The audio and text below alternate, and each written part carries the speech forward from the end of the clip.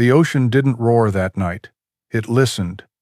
Every crash of the hull against the black Atlantic seemed to echo through my ribs, as if the sea itself were holding its breath. I remember thinking how thin the steel felt beneath my boots, as if one more wave could fold it in half. Somewhere above me, the convoy's foghorns groaned like dying whales.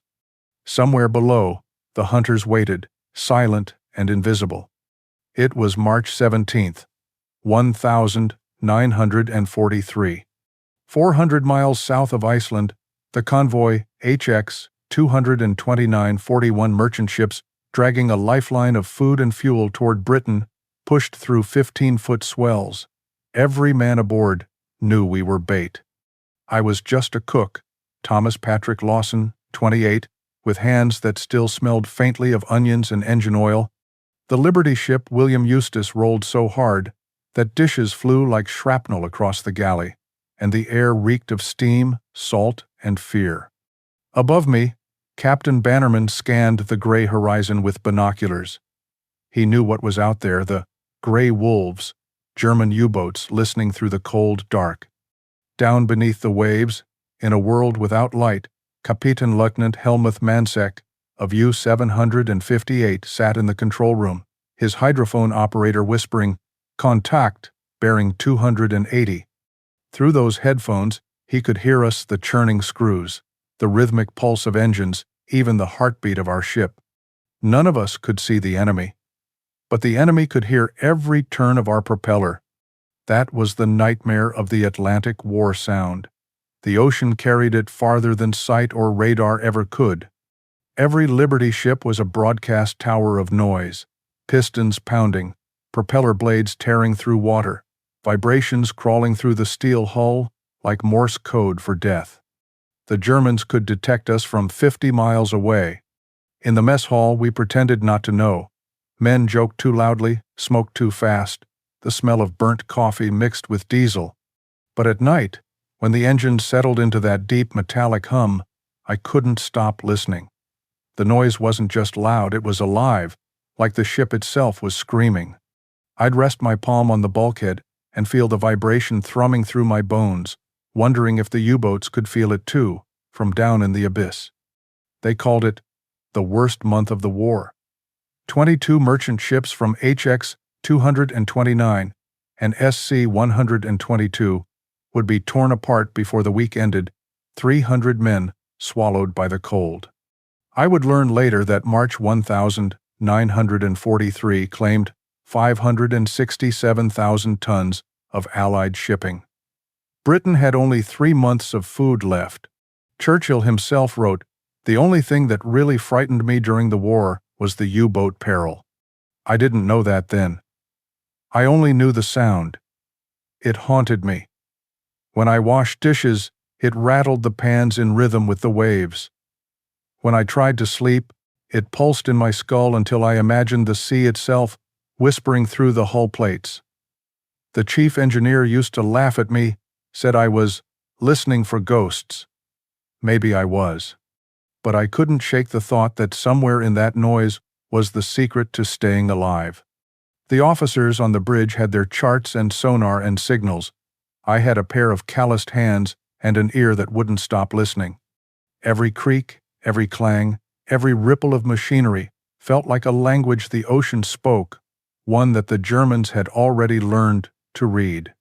That night, while the convoy plowed on through snow and darkness, I stared out through a galley porthole, watching the wake glow faintly with plankton light.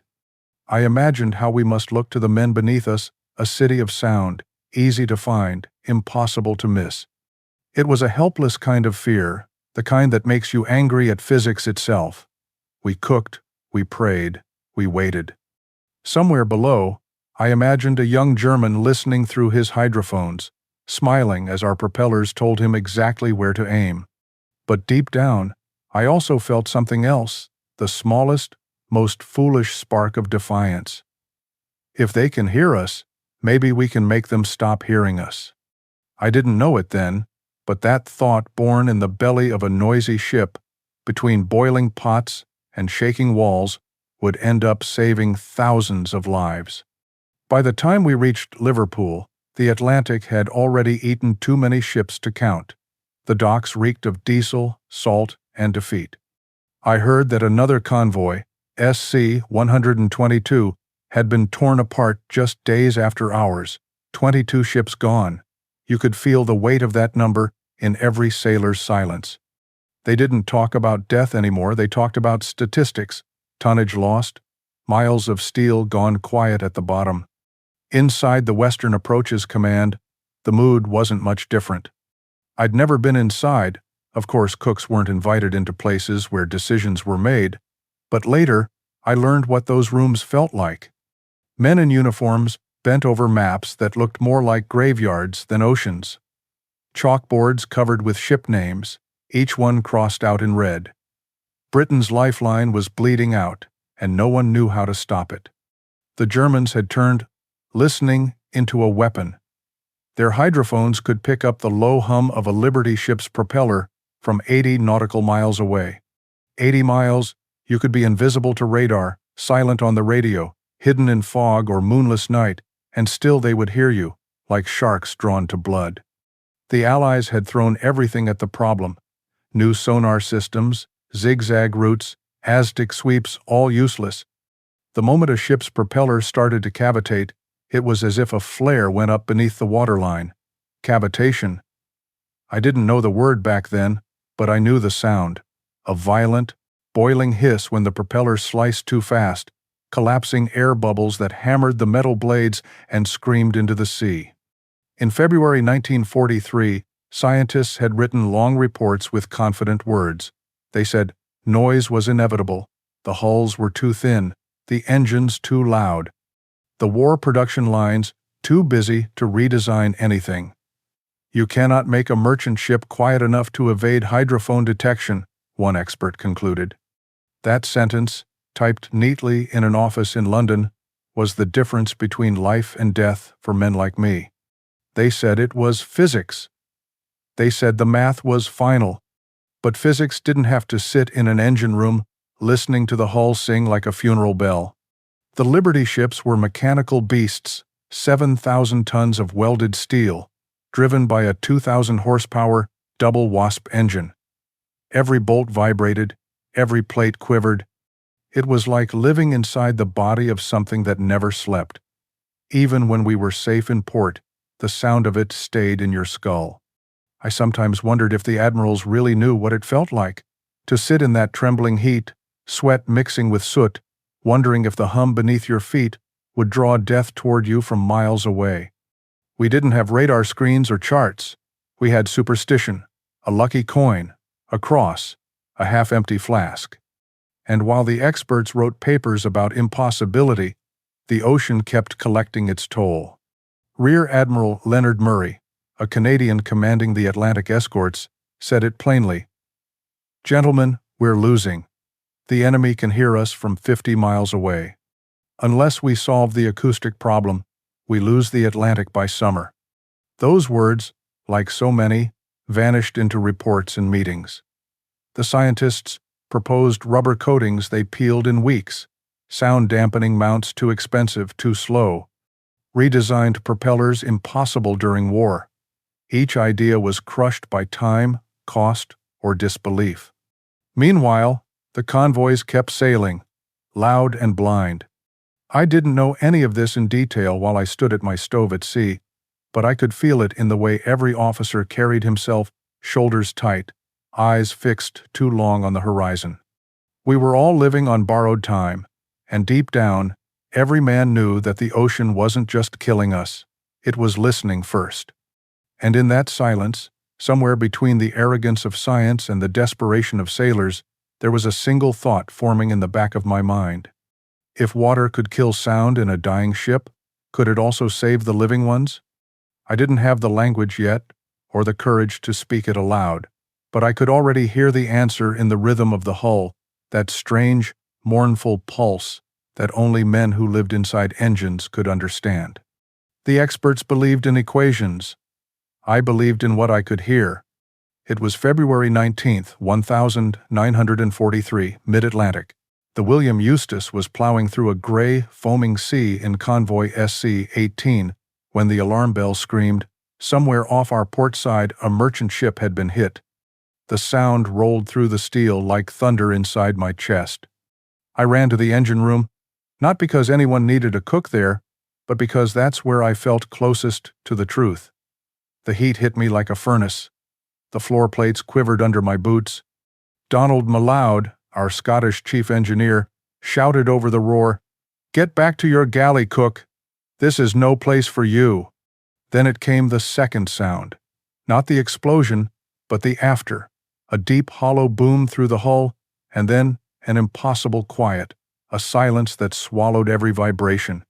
I could feel it in the metal under my palms. The dead ship next to us had gone utterly still. I yelled to M'Leod. When the water flooded her, she stopped making noise. He frowned, sweat shining in the lamplight. "Aye, because she's sunk, lad. Now get out." "No, think about it. The U-boats can't hear her anymore. The water killed the vibration." He stared at me, eyes like coal, and barked a laugh that wasn't funny. "You suggesting we drown our own ship to hide from the Germans? That's the daftest thing I've ever heard. Now clear off before I throw you out myself." But I couldn't unhear it. That hollow silence had felt right, as if the ocean itself had smothered the noise that betrayed us. For 2 weeks after, while others drank and cursed and pretended not to be afraid, I sketched on scraps of notebook paper childish diagrams of ballast tanks, pipes, valves. I imagined narrow chambers filled with seawater pressed against the engine mounts, another ring around the propeller shaft, just enough to muffle the ship's voice without sinking her. When the watch changed, I sat near the bulkhead, listening. The hum of machinery became a conversation I was trying to translate. Each clang meant wasted life. Each vibration meant we were telling the U-boats exactly where to aim.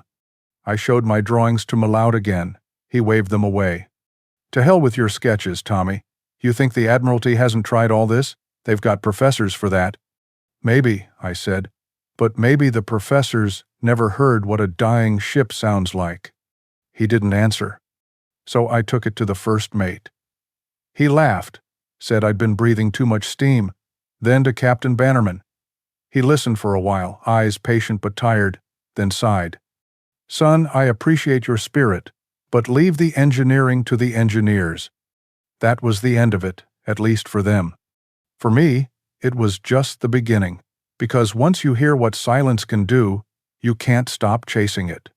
The sea had given me a clue in that moment between noise and nothingness, and somewhere between those two extremes, I was sure, lay a way to make us invisible. I kept that notebook hidden under my mattress, oil-stained and folded from the heat. Every line on it looked foolish. Every idea on it could have gotten me court-martialed or worse. But when I closed my eyes at night, I could still feel the echo of that dead ship, how the water had hushed it like a hand over a mouth. I told myself that if I ever set foot on land again, I'd find someone who'd listen. We docked in Liverpool under a gray sky that looked as tired as we were. Salt crusted the rails, and the harbor smelled of rust and coal smoke. The William Eustace had survived another crossing, but 3 ships from our convoy hadn't. I remember the silence of that number. Nobody spoke their names. We just unloaded the cargo, each man pretending not to see the empty berths where their ships should have been. I had 48 hours of shore leave. Most of the crew went straight to the pubs to drink, to forget, to feel the ground move under their feet again.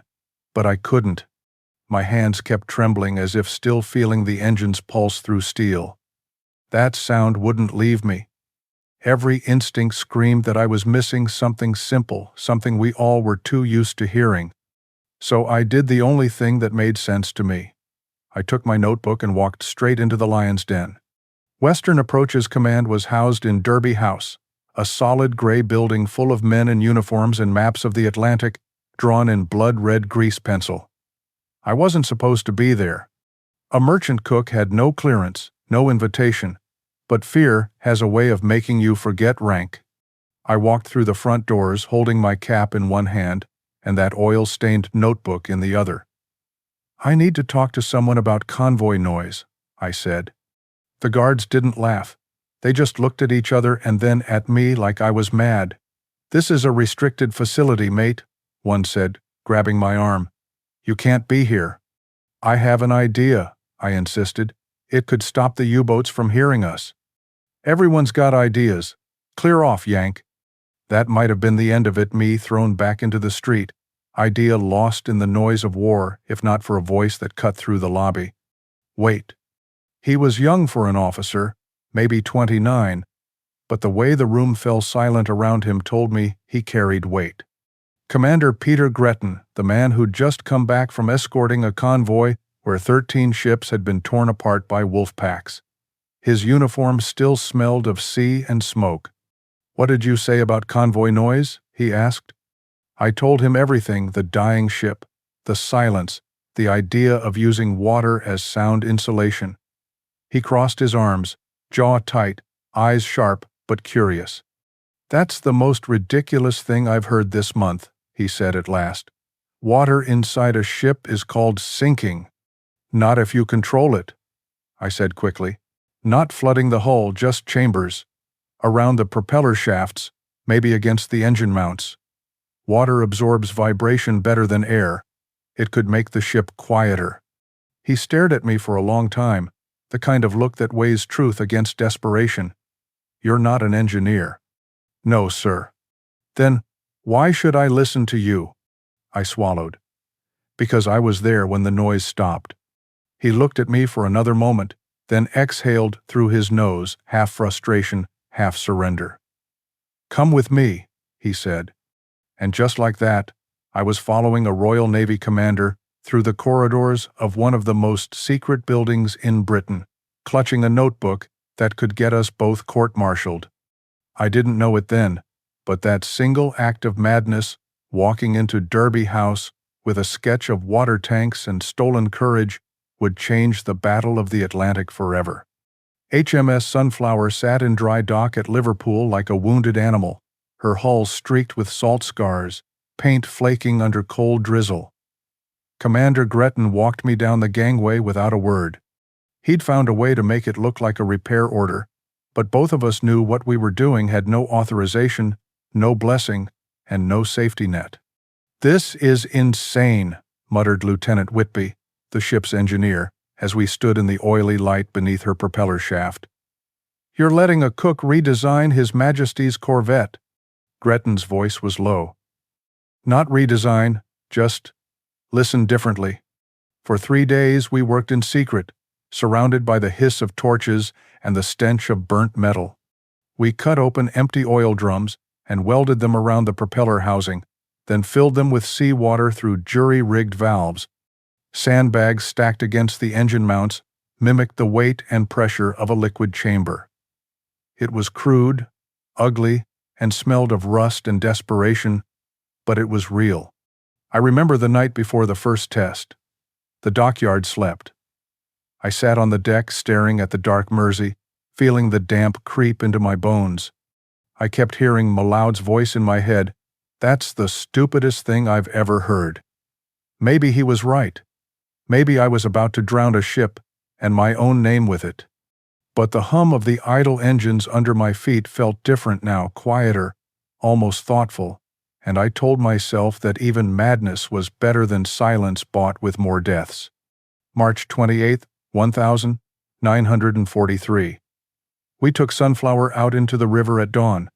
The submarine HMS Trespasser waited half a mile away, its hydrophones ready. Gretton stood by the rail with a stopwatch, Whitby with a logbook, me clutching the rail so hard my knuckles hurt. Minutes passed. Then a signal flare arced from Trespasser. One red burst, heard you clear as day. Failure. Whitby slammed his notebook shut. "Told you it was bloody stupid," he muttered. But something nagged at me. The barrels had leaked during the tow. I could smell the brine. "They aren't full," I said. "The seams drained. We need to seal them tight. Make them watertight." Gretton rubbed a hand over his face. "If the Admiralty finds out I'm modifying a warship without permission, I'll spend the rest of this war polishing minesweepers." I looked at him. And if they find out we kept losing because no one dared try something new? He stared at me for a long moment, then nodded once. 3 more days, he said. Then it ends. We worked without sleep, welded steel chambers, added rubber bladders around the engines, filled them until they sagged like heavy lungs. When we finished, the ship looked half mechanical, half alive, as if she'd grown armor made of water. April 2nd, 1943. Second test. The morning fog hung thick as cloth. Sunflower pushed out again, engines steady. Trespasser submerged 1,000 yards away. Gretton watched the stopwatch. I held my breath. 5 minutes. 10. Nothing. Then a green flare cut the missed success signal. The radio crackled. Lost you at 400 yards. Couldn't hear a thing after that. For a moment, no one moved. The sea was flat, gray, ordinary. Then Gretton turned to me, eyes wide. Say that again. 400 yards, came the reply. You disappeared. He went pale. I felt my hands shaking. The air tasted like iron. It works, I whispered. Dear God, it works. Gretton laughed once short, disbelieving, then looked out at the water. You just made a ship vanish without hiding her. We stood there in silence, listening to the new kind of quiet that hummed through the hull, not the roar of machinery, but the low, steady heartbeat of something alive and unseen. The world didn't know it yet, but for the first time in the war, the Atlantic had gone still. I'll never forget the smell of that room-stale coffee, pipe smoke, and the cold metal tang of authority. Admiral Sir Max Horton sat at the end of the long table, framed by the gray light of London. Around him were men whose signatures decided which convoys lived or died. I stood at the back in a borrowed uniform jacket that didn't fit, grease still under my nails, a cook among gods. Commander Gretton presented first, calm, precise, his voice carrying the kind of conviction born from exhaustion. He laid the reports before them, hydrophone detection reduced from 12 miles to less than half a mile. 97% reduction, sir, he said. The room erupted. Preposterous, snapped Dr. Harold Burris, the chief naval architect, the same man who'd written the memo calling such an idea impossible. Unauthorized modification of a Royal Navy vessel based on the suggestion of, forgive me, a cook? I could feel the eyes on me. I wanted to disappear. Gretton didn't flinch. A cook who understands sound better than anyone in your department, he said, voice sharp as glass. Captain Rushbrook of Naval Intelligence slammed his palm on the table. Commander, you're out of line. This kind of reckless experimentation could compromise— Compromise what? Gretton cut in. Our tradition of getting sunk because we're too proud to listen? Admiral Horton raised a hand. Silence fell like a curtain. He turned to me. Mr. Lawson, he said, his voice low and deliberate. Explain it simply. My throat was dry, but I spoke anyway. Sir, ship engines make vibrations. Those vibrations travel through the hull into the ocean. The U-boats hear that through hydrophones. Water absorbs vibration better than air or steel. If you place water-filled chambers here, around the propeller shafts, against the engine mounts, the noise stays inside the ship instead of escaping into the sea. It's like— I hesitated, searching for words. It's like giving the ship gills that don't make noise. Dr. Burris shook his head. Impossible. Water inside a structure creates instability, corrosion. Not if it's sealed, I interrupted before I realized I had. Controlled chambers, sir. We tested it. It works. One test, he scoffed, under safe conditions, on a friendly river, hardly conclusive. Gretton slammed his report shut. Then let's make it conclusive. Captain Rushbrook leaned forward. And if it fails?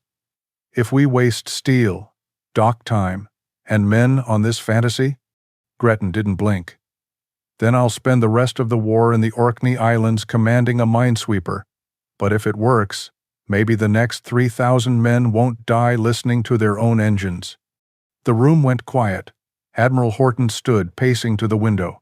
Outside, the Thames was gray and sluggish, war barges drifting like ghosts. Finally, he spoke. "Commander Gretton, you will retrofit 6 merchant ships in convoy ONS 184, departing Liverpool in 8 days.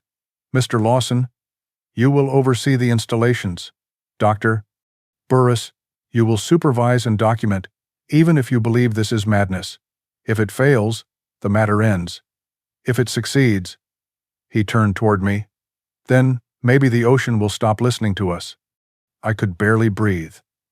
Gretton's jaw tightened, but his eyes flickered with something I hadn't seen before: hope. As we left the boardroom, Burris muttered to me, "Don't think this makes you a hero, son." Maybe he was right, but as I stepped into the gray London drizzle, clutching the orders in my trembling hand, I couldn't stop smiling. For the first time in years, someone was willing to gamble on silence. 8 days later, I was back in Liverpool's dockyards, standing beside 6 Liberty ships that would become our proof or our disgrace. The air was thick with welding smoke, and the clang of hammers echoed off steel like gunfire. We worked through nights that never seemed to end. SS Daniel Webster, SS James Herod, SS John Davenport, SS Samuel Eliot, SS Benjamin Key, and my own ship, SS William Eustace. 6 ships, each one modified with welded steel chambers around the propeller shafts, each filled with seawater until they throbbed like quiet hearts. Rubber bladders pressed against the engines to dampen vibration, the air heavy with the stink of hot metal and salt. 18 tons of added weight per ship, 64 hours of work for each. It looked ridiculous, like someone had plumbed a bathhouse into the engine room. One naval engineer laughed, "You're turning warships into water tanks." I didn't answer. The hydrophone readings would do that for me. Before modification, the ship's sound signatures had been detectable at nearly 12 miles, after the dampeners less than half a mile. We ran tests in the Mersey before departure, and for the first time, the ocean didn't echo back. April 22nd, 1943. Convoy ONS 184 left Liverpool with 43 merchant ships, escorted by 6 corvettes and 2 destroyers. The 6 modified vessels were spread across the formation, 2 in the starboard line, 2 port, 2 center. No one in the convoy knew about the experiment, except Commander Gretton, me, and a handful of engineers. We sailed into the gray Atlantic under skies the color of steel. German radio intercepts already knew we were coming. 37 U-boats, Group MIs, formed a line across our path. It was the same old story, hunters waiting for the herd. At 2:14 a.m. on April 25th, aboard U-264, Captain Lieutenant Hartwig Lux adjusted his hydrophones. His operator frowned. "Contact weakening, Herr Kalayun. Bearing 290 intermittent signal." "Intermittent?" Lux snapped. "Either there's a convoy or there isn't." "There is," the sailor said. "But some ships are loud, others silent." "Signal breaks." Lux leaned closer, confusion in his eyes. "Silent? Explain." "I don't know, sir. It's like parts of the convoy disappear." He took them up to periscope depth. Through the scope, he saw the convoy, dark silhouettes sliding across moonlight. But the hydrophones only heard 27 of them. 16 were ghosts. In the control room, the Germans argued. Their instruments lied, their instincts didn't. Finally, Lux gave the order to target what they could hear. For 18 hours, the wolves attacked. Torpedoes streaked through the water, explosions flashing across the black surface. 9 merchant ships went down, 3,200 men adrift in lifeboats, 47,000 tons of cargo lost. But when the smoke cleared, none of the 6 modified vessels had been touched. Not one. The William Eustace sailed through that inferno, engines humming so softly I could hear my own pulse over the machinery. I remember standing by the bulkhead, feeling the new silence, the same silence I'd heard when that dying ship went down months earlier. Except this time, it wasn't death. It was survival. When convoy ONS 184 reached New York on May 7th, Commander Gretton sent a coded message to London. Modified vessels showed zero enemy engagement, despite comparable convoy positions. Acoustic dampening effective under combat conditions. Recommend immediate fleet-wide implementation. He didn't mention my name. He didn't have to. The numbers spoke louder than any voice in that room. In March, the Atlantic had been a graveyard. In May, it began to fall silent. And for the first time since the war began, the silence was on our side. May 1943, the month they would come to call Black May in Germany. The month the hunters began to die. By the time the reports reached Admiral Horton's desk, the change was undeniable. Convoy after convoy returned with stories that defied belief.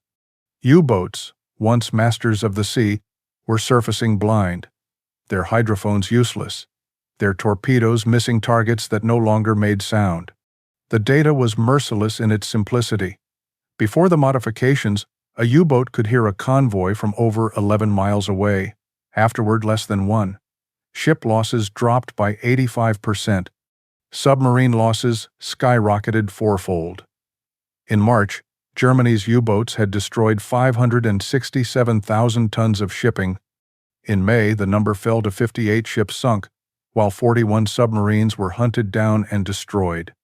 The Atlantic, once an open wound, began to heal. By July 1943, 847 merchant ships had received acoustic dampening modifications. Crews could install them in 48 hours, 2 days of welding, sealing, and filling the bladders with seawater. What once seemed madness had become standard procedure. The system cost $20,000 a ship, less than the price of one torpedo.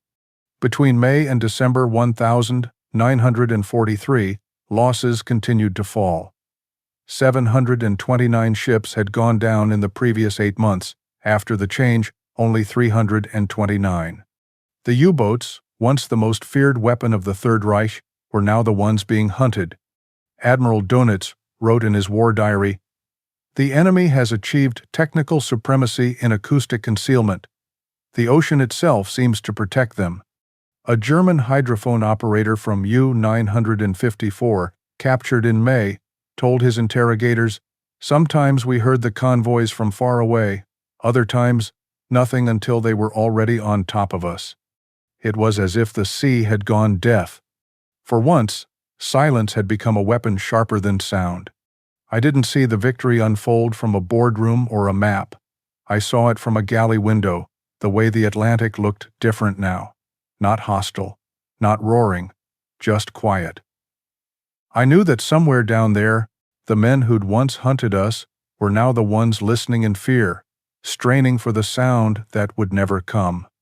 By war's end, over 20,000 Allied ships and 164 naval escorts had been fitted with the same principle I'd first sketched on oil-stained paper. The total cost $6.2 million, the price of 7 Liberty ships. The total lives saved more than 4,000 merchant sailors who came home because the ocean no longer betrayed them. After the war, the system evolved into something called Prairie Masker, the same principle, different form, compressed air instead of water. But the idea never changed. You hide a ship not by armor or by speed, but by silence. When they called me to London in June 1945 to award the British Empire Medal, I nearly refused. I wasn't an engineer. I wasn't even Navy. I was a cook who'd listened when others didn't. I stood there awkwardly as the medal was pinned to my chest, thinking of the men who'd died before anyone believed me, the ones whose noise had led the wolves straight to them. Afterward, I went home to Boston, opened a diner, married, raised 3 kids, never mentioned the ocean again. When the New York Times came calling in '47, I told them, I just noticed something. Other people did the real work. And maybe that was true. Maybe genius doesn't belong to the man who speaks the idea, but to those brave enough to listen to it. When I died in 1991, the obituary said I was a restaurant owner and a veteran of the Merchant Marine. It didn't say anything about the Battle of the Atlantic, but 3 men came to my funeral gray-haired, stooped, their medals shining faintly in the church light. They placed a folded note in my coffin before it was closed. Later, my wife told me what it said. "Because of you, we came home." In 2011, long after I was gone, the U.S. Naval Academy began teaching my story to new officers. They used it as a lesson not about engineering, but about courage. About how sometimes the smallest observation, from the least expected voice, can change the course of history. They tell cadets now that innovation doesn't require rank or title or degrees. It requires curiosity and the nerve to say, "What if everyone else is wrong?" Every war teaches the same cruel truth. Noise kills, but silence can save. And sometimes, the ocean itself listens back, waiting for someone foolish enough or brave enough to hear what others ignore.